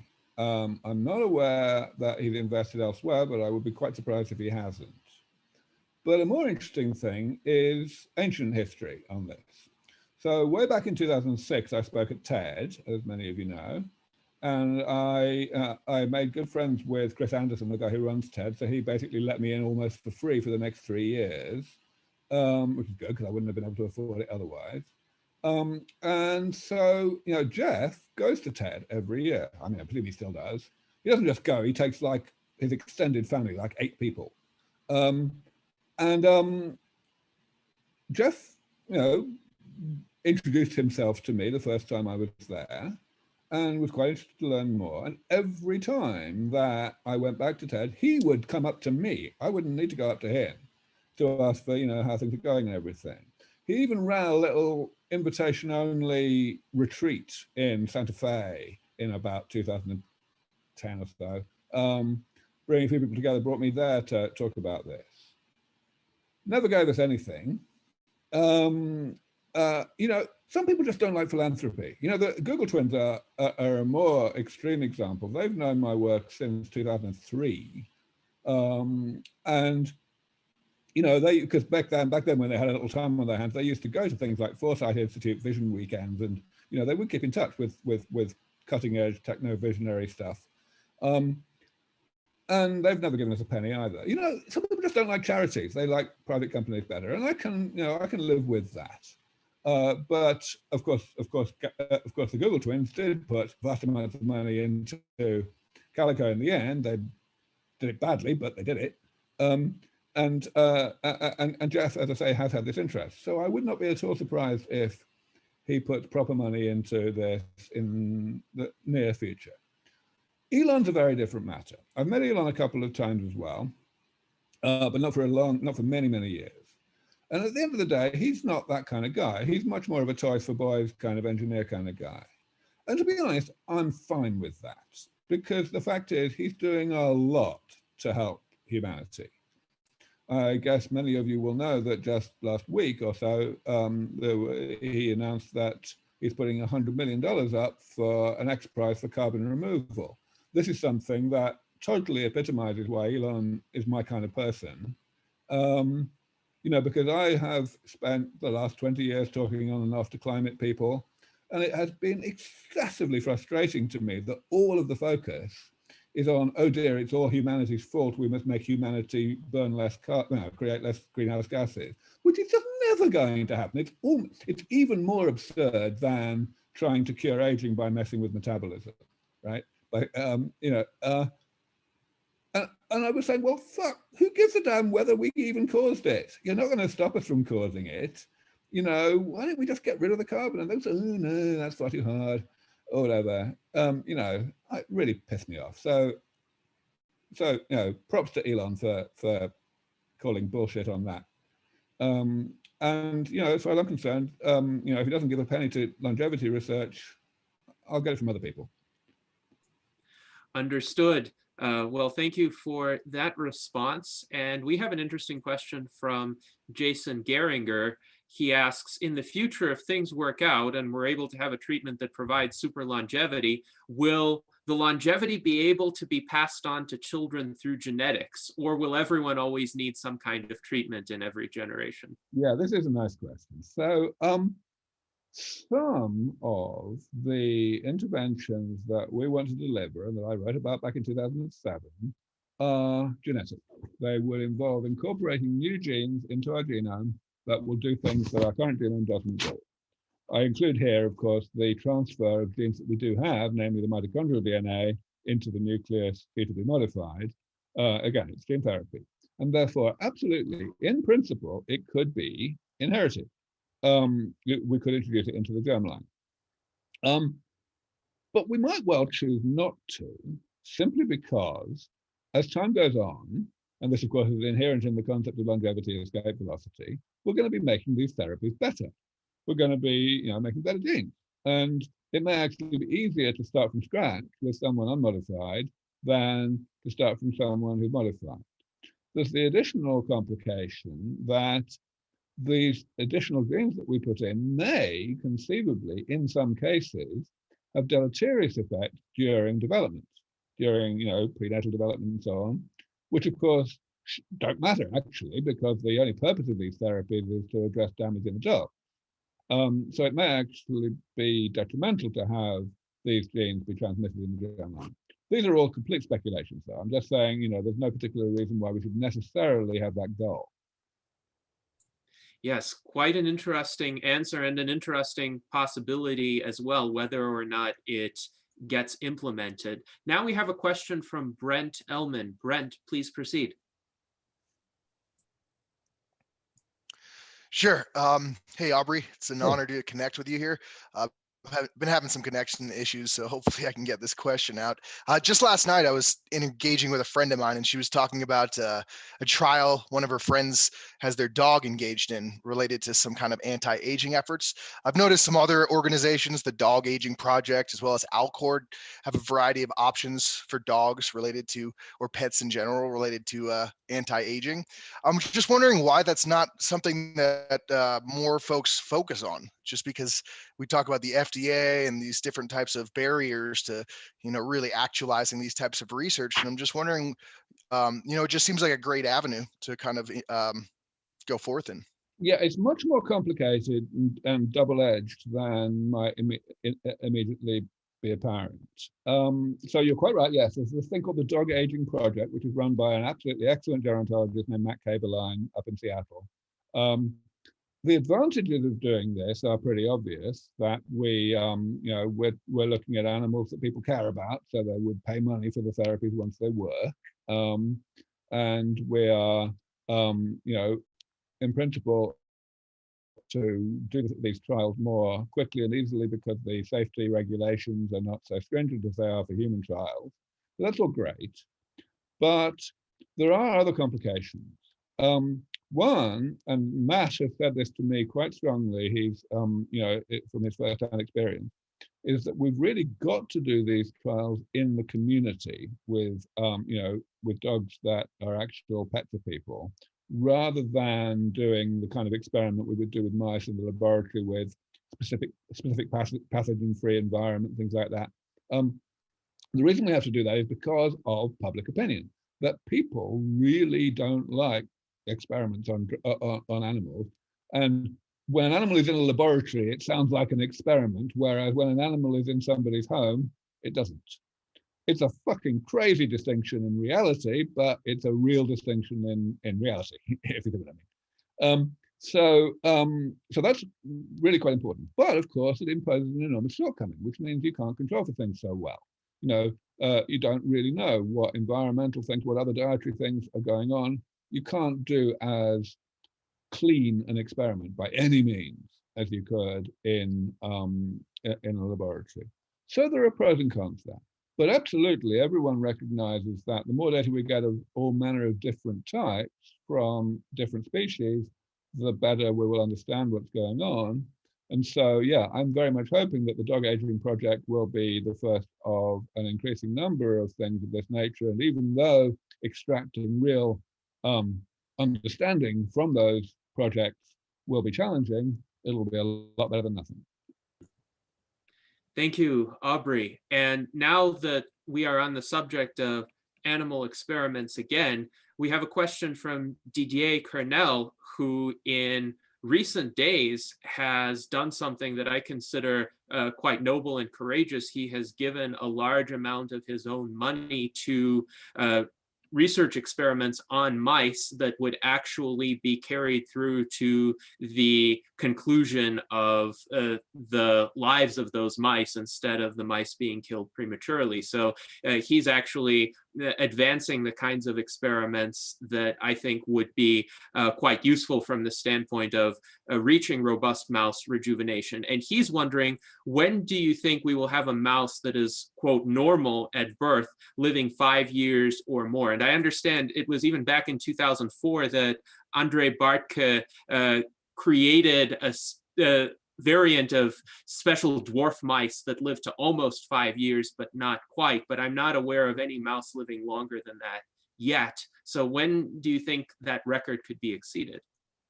Yeah, sure. So, well, first of all, I just want to emphasize that DDA has a long history of generosity in this movement. He is a substantial donor to SENS Research Foundation and has been for quite a few years. So, you know, props to Didier, absolutely. Of course, he does many other things as well. He was the co-founder of HEALS, the main European advocacy and scientific organization in this space. Yeah, so you're quite right, yes. In probably 2001 or something like that, Andre Bartke published the, reported that one of his mice had lived 1 week shy of 5 years. And that was a mouse that was missing one particular gene, the growth hormone receptor, and it was teeny tiny, a really small mouse, as you say, genetically modified. The best that has been done in terms of taking regular mice that have not been genetically modified is very boring. It's just calorie restriction. And and you're right, I don't think any mice have been reported to live as long as that. There are certainly mice that have lived as much as 4.5 years. But we have to be quite careful in terms of what the interventions are in two different ways. First of all, we have to be careful about the age of onset of the intervention, because we know that calorie restriction and also all the mimetics like rapamycin and so on, they give you less benefit if you start later, which is no surprise at all, because of course the mode of action is to slow down the creation of damage in the body, not to repair damage that already exists. So that's important to take into account. And indeed, when we were working with the Methuselah Mouse prizes, we gave a prize to Steve Spindler for generating mice that live 4 months, if I'm not mistaken, longer than normal, with calorie restriction that was initiated at, I think, 18 months. I'm not completely sure I have those numbers right, but the average lifespan, the maximum lifespan defined in the normal way for gerontology, which is the average of the longest lived 10%, was, I think, 4 years and 4.25 years, 4 years and 3 months. So to answer your question, well, of course, I would like to answer the slightly narrow question of intervention that gets a mouse to 5 years when the intervention is initiated at 18 months or older. That's more or less how I define robust mouse rejuvenation from the start. We're not going to get there without proper damage repair, without pretty widespread damage repair. I am not sure that we're going to need all of the 7 strands of SENS to be working comprehensively, let alone perfectly. I think we might get away with as few as 3 or 4 of them. For example, mitochondrial mutations may just not matter until a little later than that in short-lived species like mice. And certainly if we can get really on top of cancer with things like, for example, this amazing new drug out of Jerry Shea's lab that essentially turns telomerase into a suicide gene, then we've got a real handle on getting a big increase in mouse lifespan. But I think we're still probably 3 to 5 years away from there. So that's the number that I put earlier, actually half an hour ago, on robust mass rejuvenation timeline as of now. And of course, it certainly could be a lot longer. As with all of my predictions, this is very speculative. Interesting. However, it could be said that the first mouse to live to 5 years may have already been born. We are getting to that point, yes. Interesting indeed.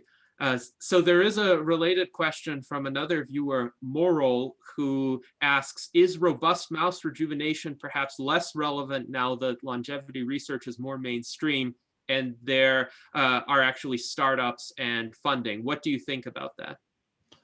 It's a really good question. And the reason why it's really, really good is because way back when I started talking about robust mass rejuvenation, I was very strong on the fact that proof of concept of comprehensive rejuvenation in mice is the only way we are going to convince people that this is ever possible in humans, and therefore that we should be putting more money into mouse experiments than the science objectively really motivates. We should be biasing in favor of mice just for rhetorical purposes more than scientific purposes. I think there's some truth in what the questioner says, that at this point, robust mass rejuvenation may not matter so much.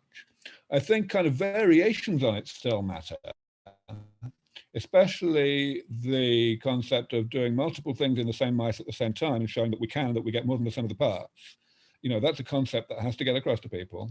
But yeah, I think the questioner has a significant point that the overall goal as a kind of elevator pitch, thing to hang your hat on may becoming slightly less important than it used to be. Thank you, Aubrey. And now we have another question from Andrew Burrows, who writes, it has been postulated that extracellular matrix stiffening should be the 10th hallmark of aging. What are your thoughts on this? And are there any ongoing studies that are actively targeting this problem? Yeah, well, of course, it was one of my 7 strands of SENS in the first place. And in fact, when the Hallmarks paper came out 11 years after my paper, the first thing I did was write to all the authors expressing great satisfaction that they had rewritten my idea, but also expressing rather a low opinion of the fact that the word glycation just did not appear in the entire paper. And Maria Blasco wrote back, who's a good friend of mine, wrote back and very promptly said, yeah, we should have had 10 hallmarks. So it's not controversial. It's definitely true. But you are quite right. The reason it was left out was because it had kind of become less conspicuous. The main researchers that had pioneered the whole field of glycation in aging had become a little less prominent. They weren't going to conferences so much. People had kind of forgotten about it. It was remarkable. But yes, quite. No question it's important. I guess the paper that came out fairly recently from a couple of Russians, especially from Alexander Ferencev on this, got a lot of people's attention because it was extremely rigorous and thorough and well written. So that's nice. But of course, it's also an area that we've been working on all this time. We've funded a project at university in this area for, I'm going to say 5 or 6 years. And a year and a half ago, we spun it out as a startup company, and it's moving forward nicely. A company looking at enzymatic and eventually pharmacological ways to break the most abundant type of crosslink that causes stiffening. Thank you, Aubrey, for that reply. And Ophelia S. Holmes is curious, what are your thoughts on multi-omics? It's the way to go. So, of course, we've been hearing every day for the past few years about omic clocks, especially epigenetic clocks, where particular decorations of the DNA are measured for their abundance, and where people have, by sophisticated statistical means, been able to identify a particular set of such marks that track chronological age really, really accurately. And as time's gone on, that has been developed further so that now it tracks biological age pretty well in the sense of predicting how soon you're going to get sick. Masses of progress still to be made in that area.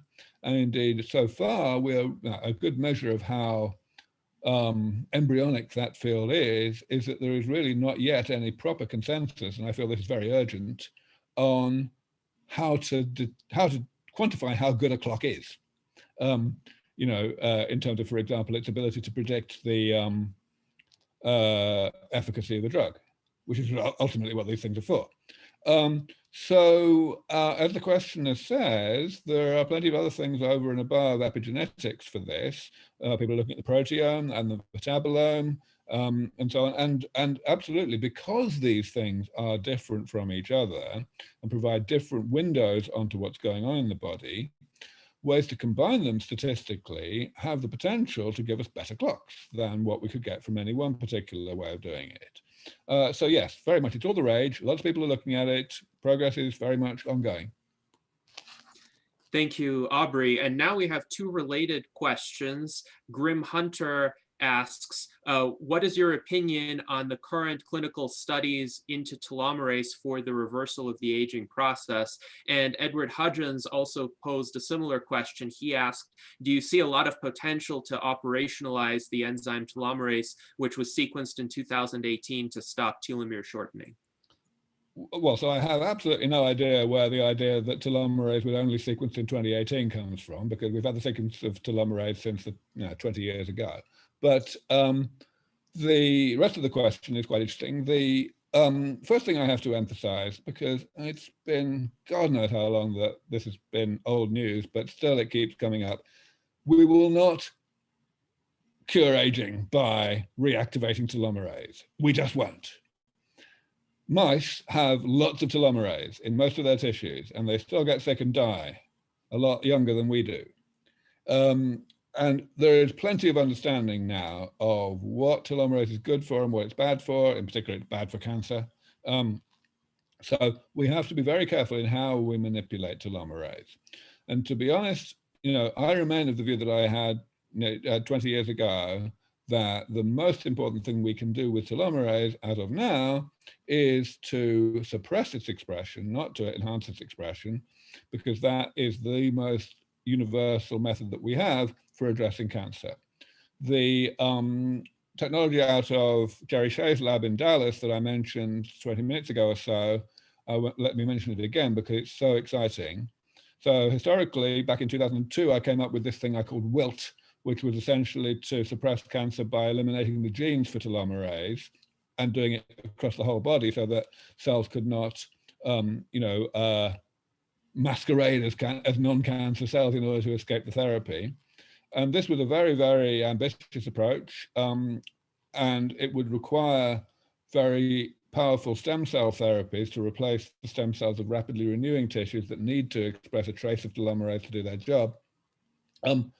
It's not completely crazy, still could be done, but we have Wilt Mark II now, which is the introduction of a drug which telomerase incorporates into DNA. And other DNA polymerases that replicate our DNA normally and so on, they do not incorporate it. So the only cells that incorporate it are the cells that are expressing a bunch of telomerase, which of course mostly means cancer cells. And those cells, when they have incorporated this, they can't fold their telomeres right. And the long and short of it is they don't have to wait for their telomeres to shorten, as was the case in the original version of Wilt. Now they just die, they just apoptose because they detect this DNA damage. So it's an enormous breakthrough. It's being commercialized right now by a company called Maya Therapeutics, M-A-I-A. It's the biggest thing in cancer right now, bar none. Now, of course, it may end up in the future that other therapies come along that do not have to do with the telomere. In particular, obviously, enormous amounts of progress has been made over the past decade in cancer immunotherapy, and that is very much continuing. So we may end up in a situation where we can totally knock cancer on the head with targeted immunotherapy, and that would be wonderful. And if we did, then we will be more or less home free in terms of elevating the expression of telomerase with all the beneficial effects on stem cells, for example, that might have, rather analogous to the in vivo reprogramming that you talked about right at the beginning of this session. Sure, but let's not do it until we have eliminated cancer. Yes, thank you, Aubrey. And I think the 2018 date that Edward was referring to was not with regard to the sequencing of telomerase, but with the discovery of the molecular structure, the 3D molecular structure of telomerase that was from a paper published in the journal Nature with senior authors Kathleen Collins and Ava Nogales from UC Berkeley. Do you think that kind of advance will help with targeting telomerase in terms of cancer treatments? Sure, totally. And of course, the big thing that has to be mentioned now in relation to that kind of thing is AlphaFold, the software produced by DeepMind that has shown completely breathtaking advances in predicting the three-dimensional structure of enzymes and, well, proteins in general. You know, just by looking at the raw numbers that came out of the competition, one would get an underestimate of how much of a breakthrough this was. It was complete night and day change from where things were before. So, you know, rather like with the human genome being sequenced 20 years ago or more, it's not that we can do things now that we couldn't do before, but there's a huge number of things we can do much faster than before because of having these structures so much more reliably and easily. And it's interesting because prior to AlphaFold, many people, myself included, would run these distributed computing calculations, and hundreds of thousands of computers throughout the world participated in them with projects like Rosetta at home and Folding at home. Do you think those will be necessary now, or will the AIs just be leaps and bounds ahead of what ordinary human computers can do these days? If I had to guess, I would say, yeah, AlphaFold and its friends are going to completely eclipse everything that came before. But it's just a guess, it's not my field. Yes. All right. Thank you, Aubrey. And now I think we do need to address the impacts of the COVID-19 pandemic, because it has been ongoing for more than a year in certain parts of the world now, and almost a year in the United States that we knew of. Of course, the virus itself was spreading even at the onset of 2020. Now, what is your assessment of the pandemic's impacts, having had that amount of time to look back? Has the pandemic set us back more permanently in terms of the progress of rejuvenation biotechnology research, or can the time lost from the initial research slowdown be regained? Are there any potential accelerations of research progress that you might even see from this? Yeah, there's lots of dimensions to that, aren't there? I mean, so what we've seen over the past year is a very uneven distribution of impact on research. So, for example, you know, we at SENS Research Foundation, we had a big shutdown for a short while where we were working at like 10 or 20% effort.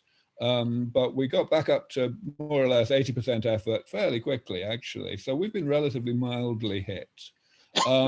Whereas one of the groups that we fund in the UK has basically been completely shut down for the entire year. So it's very patchy. But in terms of other dimensions to it, there's quite a lot of interesting stuff going on. One thing that I think has surprised a lot of people, and it's certainly very heartening, is that investment in biotech seems not to have been hit at all. We seem to have been able to weather that storm completely. You know, many companies raising new rounds at high valuations and so on. It's all good, pretty good news. Then, of course, we have to come back to the stuff I was mentioning earlier, the impact on decision-making and on policy that will occur in terms of allowing things to catch up. And, you know, if we can get through to policymakers and decision makers that rejuvenation is a thing, you know, and that money spent in hastening, in accelerating such research has a very good chance of being an extremely good bang for the buck, then absolutely we'll catch up. So that's why right now, the next few months really is so critical in terms of getting in the faces of the right people. Mm-hmm. Yes, thank you, Aubrey, and I certainly agree with that assessment. Now I want to pose a question from John Gibbons that I and other transhumanists often receive, and he asks, how long until the lower economic classes are able to afford this kind of treatment? And I suppose the premise of the question is, let's say the first effective rejuvenation treatments in humans are developed. How long will it take from the time that they're available to the first human and actually work to the time that a person of ordinary means would be able to access it. Yeah, so people are still worried about this, and it rather frustrates me because I've been giving a very solid answer to it for a very long time, and no one ever had any objection to my answer, but they still seem to forget it. The thing is that we're not going to have a problem, and the reason we're not going to have a problem is simply because these therapies are going to pay for themselves. So, you know, remember that we're going to have perhaps a decade between robust mouse rejuvenation and robust human rejuvenation. So that means that's a time when everyone's going to know it's coming. However much they keep their head in the sand, they're going to know that these therapies are on the way. And that's going to be a period in which governments around the world can make decisions about how to spend their money. Now, how are they going to spend their money? There's three arguments that exist. The weakest of the arguments is the humanitarian one that says that, like, you know, it's just a human right to be healthy when we can keep you healthy, so we have a moral obligation. We know that that doesn't necessarily translate into government action, not all that reliably anyway. The second argument is the electoral one, the fact that it's just not going to be possible to get elected unless you have a manifesto commitment to spend taxpayers' money making sure that all of this is available to everyone who's old enough to need it. And that kind of makes sense, at least it does in most countries of the world. But of course, you know, in the US, it's particularly questionable given how much Americans hate taxation. So I don't know. But the third argument is completely ironclad, completely open and shut, which is the economic argument. The fact that at the moment, in the US or in any other industrialized country, the overwhelming majority of medical expenditure goes on the chronic progressive conditions of late life. And we just wouldn't have that anymore. Now, of course, these therapies are going to cost something to produce and to deliver, but prevention is always better than cure. So there's even at the early stages when these therapies are new and experimental and expensive, they're definitely not going to be as expensive as what we spend keeping sick people alive. And that's just the tip of the iceberg, because on top of that, you have to take into account the economic cost that we have today of the kids of the elderly being not very productive because they're having to spend time looking after their sick parents. That goes away. And the biggest thing of all, of course, is the elderly themselves, who at the moment are simply consuming wealth. But if they were still youthful, both mentally and physically, they would be in a position to continue to contribute wealth to society. And it doesn't matter what numbers you throw into this in terms of like assumptions. There is no way you can come up with any kind of argument, any kind of conclusion other than that these therapies will pay for themselves many, many times over really fast. And therefore that any country that did not have a policy of ensuring that these things are available to everybody who's old enough to need them, irrespective of ability to pay, as soon as they're available to anybody, would just go bankrupt. And of course, that involves front-loading a lot of investment in infrastructure and in medical personnel training and so on. But we'll have the time to do that because these therapies will not just materialize out of thin air with no warning. We'll have that decade starting from the point when we have this tipping point of public anticipation and expectation. Yes, indeed. And you had suggested that this tipping point might come sooner than people think, like within this decade. Yes, I do. I mean, I've always used robust mouse rejuvenation as the kind of moniker, so to speak, of the tipping point, the kind of emblem of it. And as was mentioned earlier, maybe that's not necessarily going to be the thing that makes the difference, but there will be something like that. The way it's going to happen is that progress in the laboratory is going to carry on, incrementally getting better and better. We're going to have this or that somewhat dramatic result, maybe the occasional early stage clinical trial that will be particularly exciting. And this has an impact on what experts on the biology of aging think. Now, the experts in the biology of aging are the key here because we are the people who influence everybody else. And it's not just the entire community of biogerontologists. I'm only talking about the people like myself who get out there and interface with the general public a lot. If you think about it, that's less than a dozen people. It's a very small number of people. We all know each other really well. We all know each other's, incentives for what we say and what we don't say. So I think I was making fun of David Sinclair earlier on, as somebody who, like everybody else in that position other than myself, is constrained in what they can say by their need to get their next grant application funded or their next investment made. And therefore they have to be a lot more curmudgeonly than me. But now that's beginning to change. I mean, so David was the first one to really put his head over the parapet and write a book with a title a bit like Ending Aging, but it's happening time and time again. And there will be a point where it becomes perceived that the center of gravity of publicly stated expert opinion is that we're within striking distance, as opposed to it just being this one guy with the incomprehensible accent and the beard, right? And that is where everything's going to change, because Oprah Winfrey's going to notice. The reason Oprah Winfrey got where she is because she pays attention to where the wind is blowing and she gets ahead of it, right? So, people like that are going to start saying, well, if it's only a matter of time, then let's make it a little less time, don't you think? And the day after that, everything that I'm talking about will happen. It's going to happen ridiculously suddenly when the general public go from thinking that they're only going to live a few years younger than their mothers did, than their parents did, to a point where thinking they're going to live vastly longer and in good health. And because it's going to be so sudden, that tipping point, it's absolutely critical that decision makers and policymakers around the world should be ready for it. So when I get invited to give talks to, pension funds or banks or life insurance companies or whatever, I give talks with titles like Anticipate the Anticipation. I say, be there with your product lines that make sense for people who think they're going to live a long time.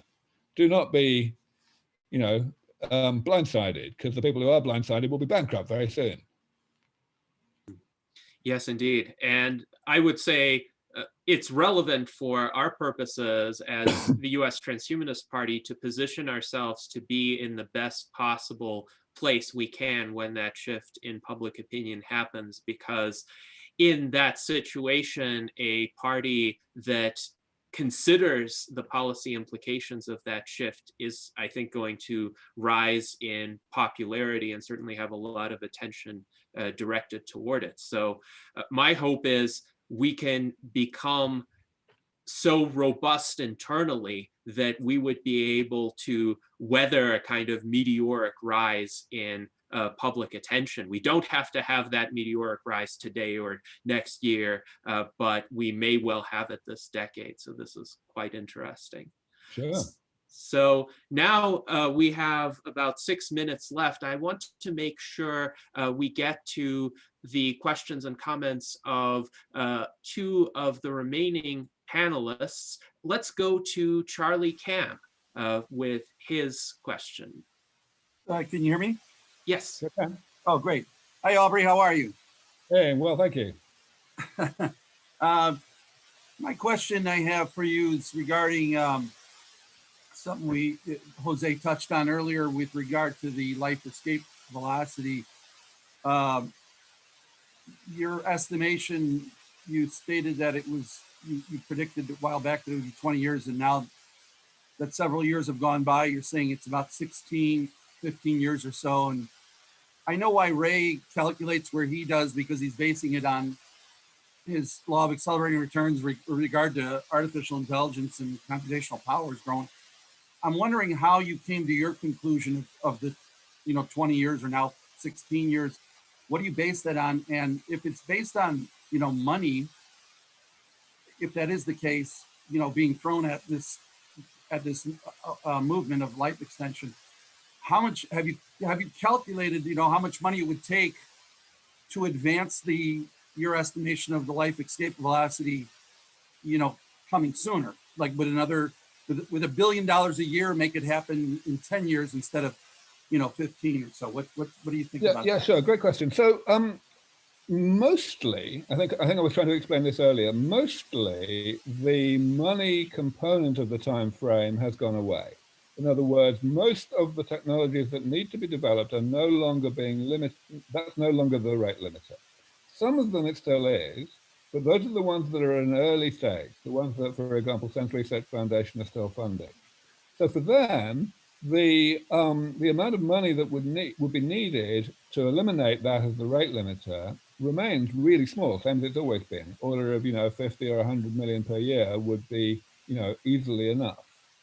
Because once things get beyond that, the industry is coming in, the investors are coming in, and the money is flowing adequately already. So for me, the way I calculate things is I subdivide the phases of what we have to do starting from here until we get to longevity escape velocity. I say, well, we've got to get these individual things working in the laboratory and then in the clinic, and then we've got to combine them. So most of these things are getting there in the laboratory. A few of them are in clinical trials already, and quite a few more will be in clinical trials in the next couple of years. Clinical trials take time, and there's only so far that we can change that.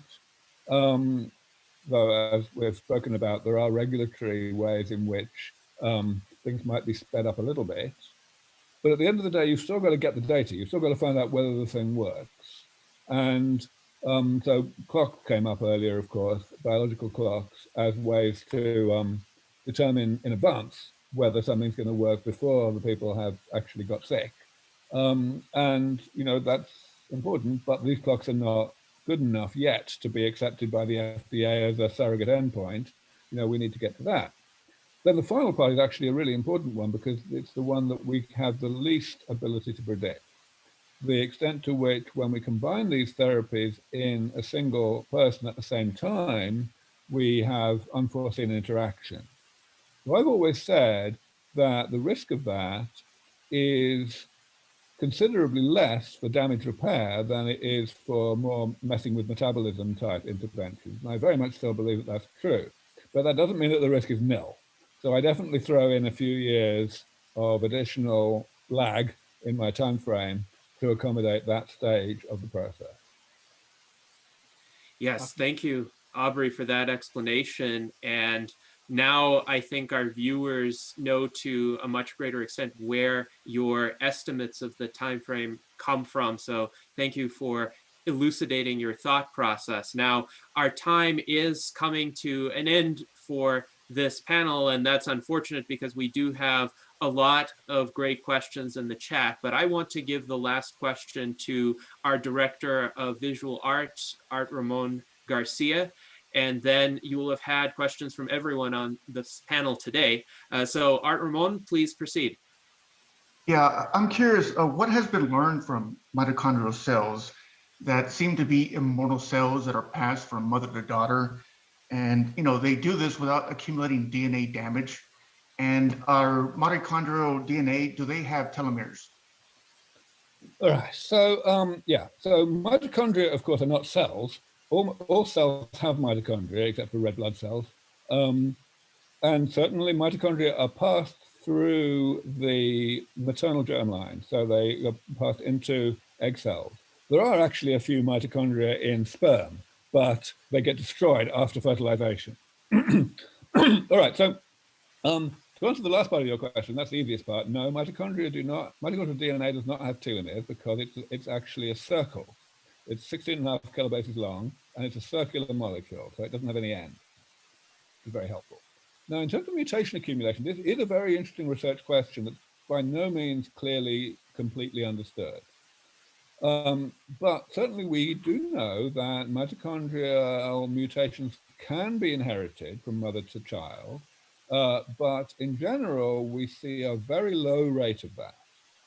Now, there are lots of mechanisms that can be involved, and indeed already we know that there are quite a few mechanisms that are involved in making that so.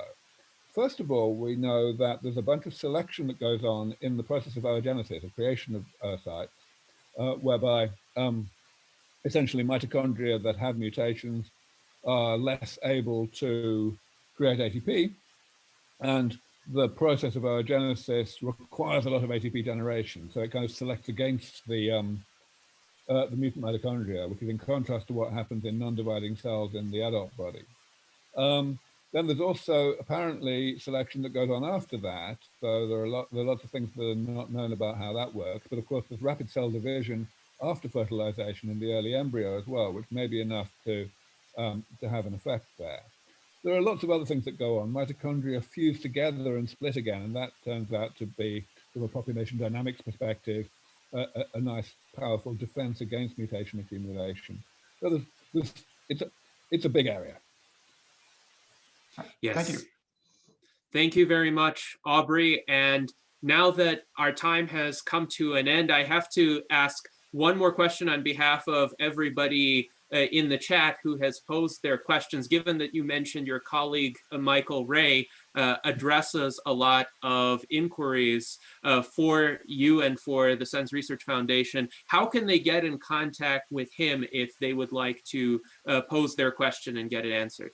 Yeah, sure. I mean, and of course, I do answer some of them myself. You know that you might get lucky. But no, I mean, you can certainly write to me personally at my email address, which I've just put in the chat. Also, we of course have a contact form at our website, and you can put questions there, and we're very good at replying to those. Yes. So everyone who is interested in asking a question, please either email Aubrey or go to sens.org and fill out the contact form. And hopefully anything that we did not get the ability to address during this salon will be addressed there. So thank you very much, Aubrey. We really appreciate you spending 2 hours with us providing this comprehensive update on the state of rejuvenation biotechnology research, the implications for the political realm, for the society at large, and really the prospects of this tipping point coming up potentially this decade, at least in terms of the attitudes and expectations of the public.